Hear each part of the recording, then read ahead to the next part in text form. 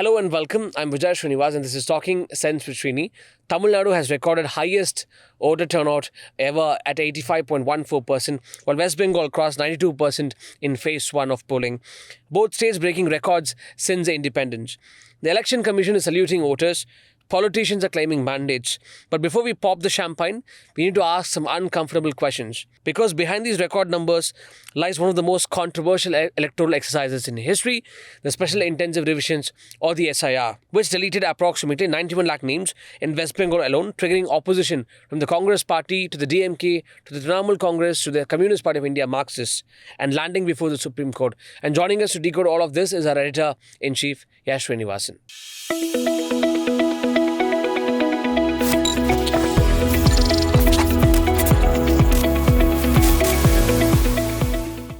Thank you very much, sir. Let me begin with you. Tamil Nadu's electorate shrank by 56 lakh voters compared to 2021. And West Bengal lost over 91 lakh names from its special intensive revisions there. So when the denominator shrinks dramatically, can you still claim that this is a huge achievement of sorts? No, there is obviously achievement. You can't deny it completely. But this is an intersection of both the kind of mathematics and politics. Mm-hmm. It is true that by cleaning up SAR, they have managed to add additional votes. But it's not necessarily all because of SAR. Because other local conditions, political conditions are also have prevailed here.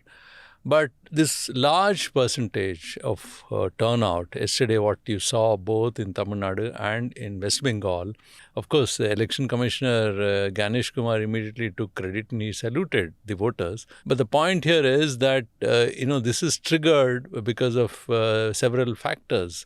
One, of course, you're right, as per mathematics, if the overall number of voters come down, and if you look at absolute numbers and in percentage terms, of course, there will be a variation and the percentage will go up. That's one reason, certainly. Like I said, politics also plays an important role. In the case of West Bengal, a very serious allegation is being made that out of these 90 lakh plus voters, many of them have been by design, which is a design thought over by BJP and has been kind of implemented by the Election Commission. It's a very serious charge.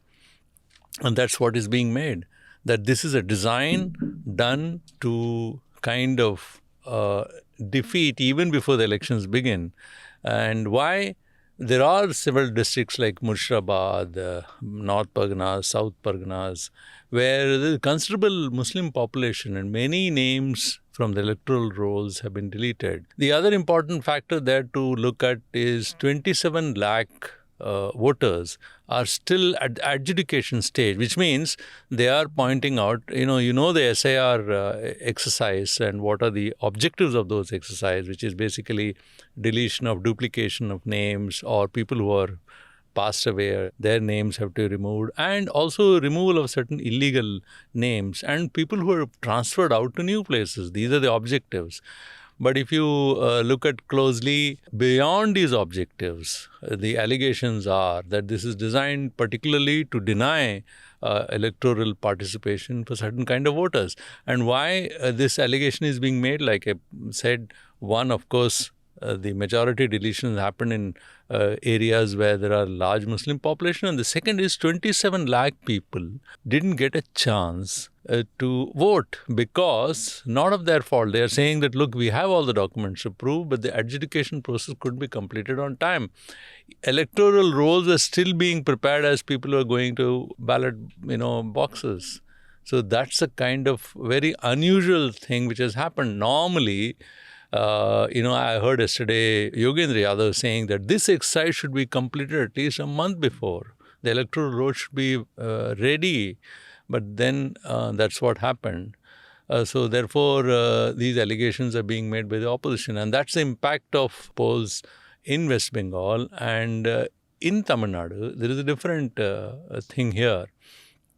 Obviously, here too, the poll percentage has really gone up. But there are a lot of political issues as well. One is the fact here that TVK's party, Vijay, has come into fray. And he seemed to have pulled in lots of young voters, enthusiastic, a lot of women voters also.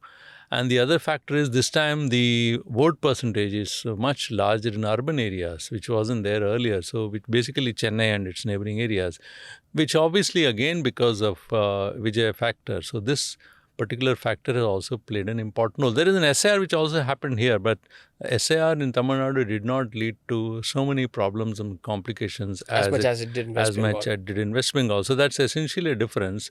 So therefore, to sum up your question, obviously one part of it, gloating over the large number, is not entirely correct.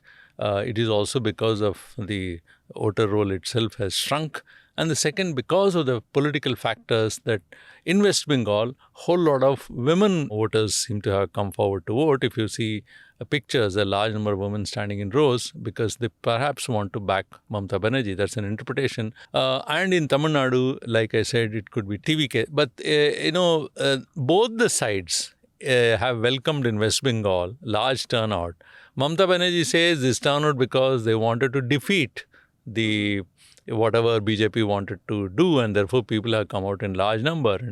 But on the other hand, you heard Amit Shah saying and other leaders of BJP saying that, large turnout means certainly a regime change. So you're hearing both. Let's wait for the results to find out what That's exactly my happened. next question as well. So, you think, let's talk about Tamil Nadu a little bit.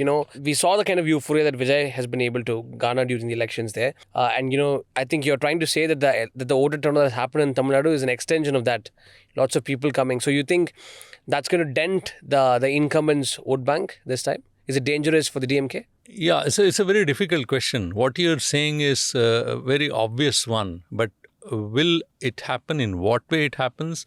One has to see, because I was speaking to some reporters on the field and they came back and said, and they looked at which are the areas in which Vijay has actually campaigned much more heavily. And if you see last few days, he camped in and around Chennai. Yeah. And these are, many of these have been traditional strongholds of DMK. And obviously he would have eaten into their votes because the vote percentage, again, a large vote percentage, which, TVK will gain, will possibly come out of these areas, which are strongholds of DMK.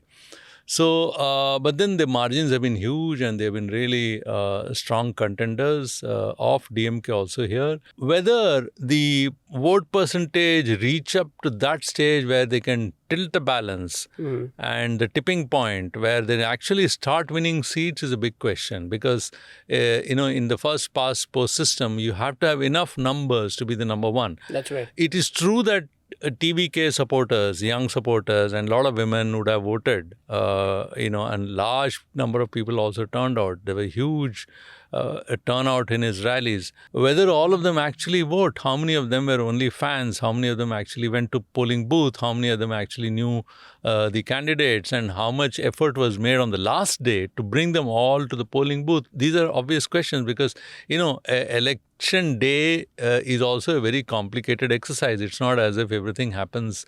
There's a lot of activity, a lot of exercise which political parties do behind the scene.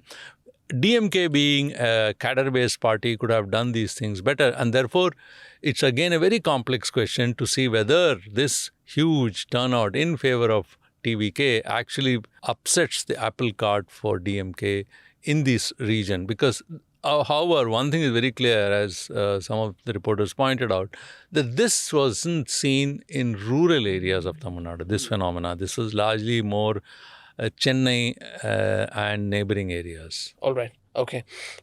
Also, I wanted to talk about Mamata Banerjee, and we spoke about SCR deletions and all that, but keeping it aside, you think Mamata built this whole narrative for his elections around special intensive revisions? She said that the BJP is preparing to take away citizenship. You think that must have motivated millions of voters to come out and vote? Well, you use the expression that, whether Mamata was building it up as a case. I think it's most post facto. When she saw SIR as an opportunity, she tried to turn the tables. She even went to Supreme Court, and that created a lot of buzz. She could come back again, and she presented herself who's, claimant of someone who's defending the West Bengal people and their rights.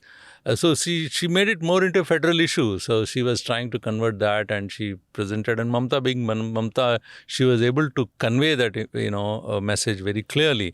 But how much of that will be able to beat the incumbent. She's incumbent for over a decade now, and anti-incumbency is a factor in elections.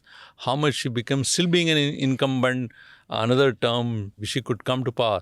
What is to be seen is whether all this mobilization which she did, in sum total, does it have the enough momentum and energy to overcome. She has the odds of SAR, she has the odds of anti-incumbency.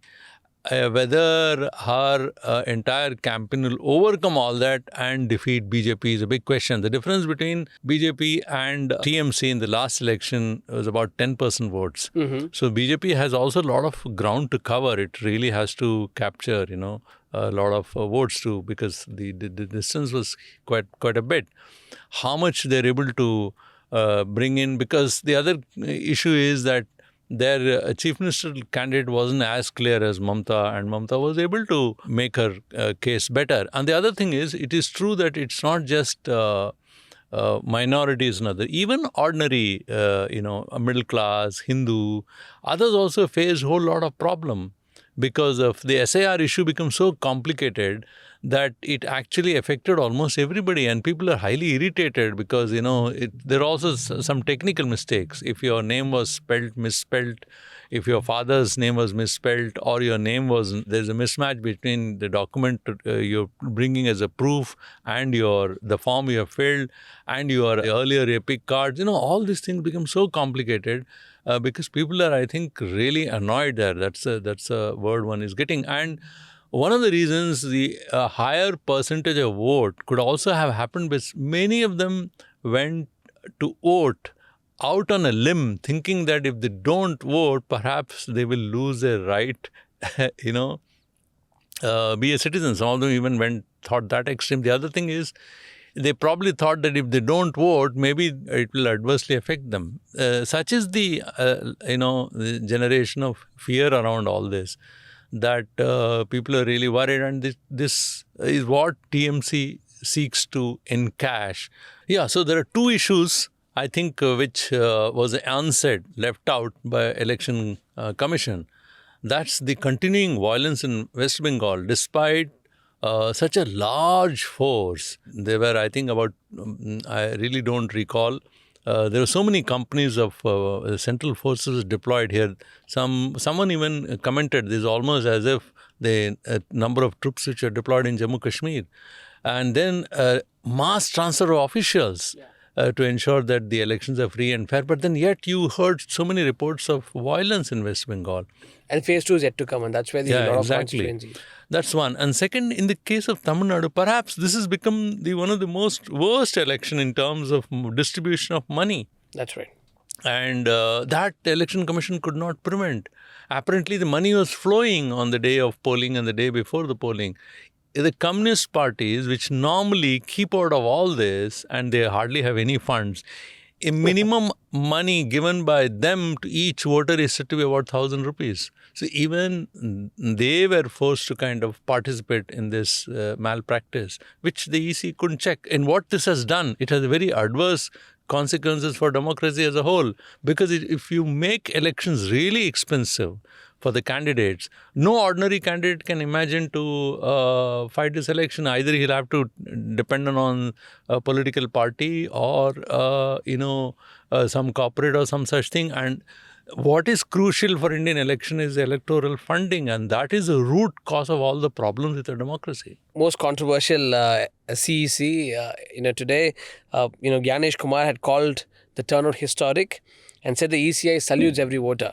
But parties including the TMC, the Congress, CPM and DMK all opposed the special intensive revisions earlier, alleging that the Election Commission of India was acting on the behest of the Bharatiya Janata Party there.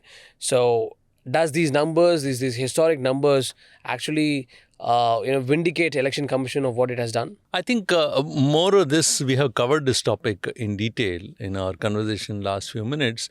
It is true that SAR was conducted and it has a negative fallout, and it irritated a whole lot of people, and political parties tried to take it up. You saw this happening in Bihar. You saw the things panning out in a different way in West Bengal.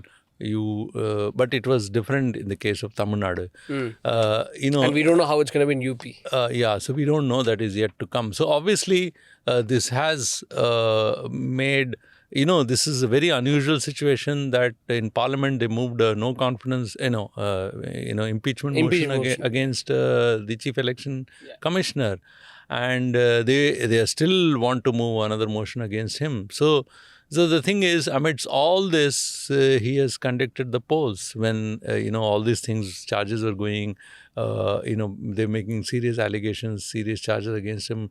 So whether he's an impartial umpire, it's raised a huge question mark. And also the credibility of Election Commission as an institution has been severely affected. So all these things are there, and yet the whole motion of elections India has gone through.